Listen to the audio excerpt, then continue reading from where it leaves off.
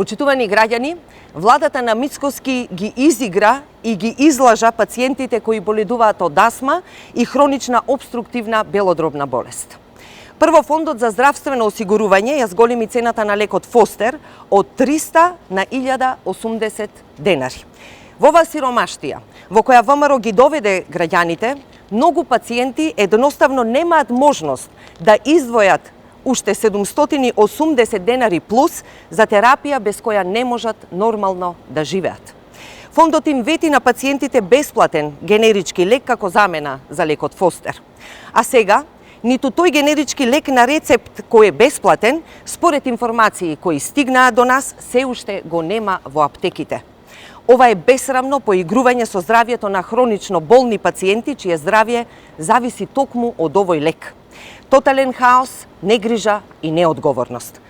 Ова, почитувани, не е лек што може да почека. За пациентите со астма и хронично обструктивна белодробна болест, тоа е секојдневна терапија без која болеста може сериозно да се влоши.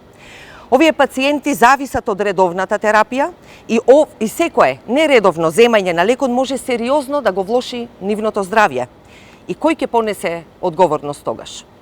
За жал, ова не е прв пат граѓаните да останат без неопходна терапија. Минатата година онколошките пациенти беа оставени без биолошка терапија. И најиронично е што човекот кој направи хаос во Фондот за здравство, Мицкоски го награди со министерска функција и тоа повторно во ресорот здравство. После 2 години од ВМРО на власт се случува распад на здравствениот систем кој не може да го заштити она што е највредно – здравјето на граѓаните. Наместо функционален здравствен систем, имаме систем во кој пациентите секојдневно стравуваат дали ќе ја добијат терапијата што им го спасува здравјето и животот. СДСМ бара одговорност и преземање итно мерки за обезбедување непречена достапност на терапијата за сите пациенти.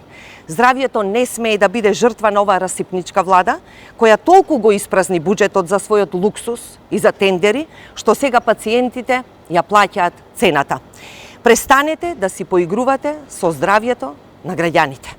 Граѓаните заслужуваат здравствен систем што ќе се грижи за нив, а не власт која од ден на ден им го отежнува лекувањето и им го загрозува животот. Ви благодарам.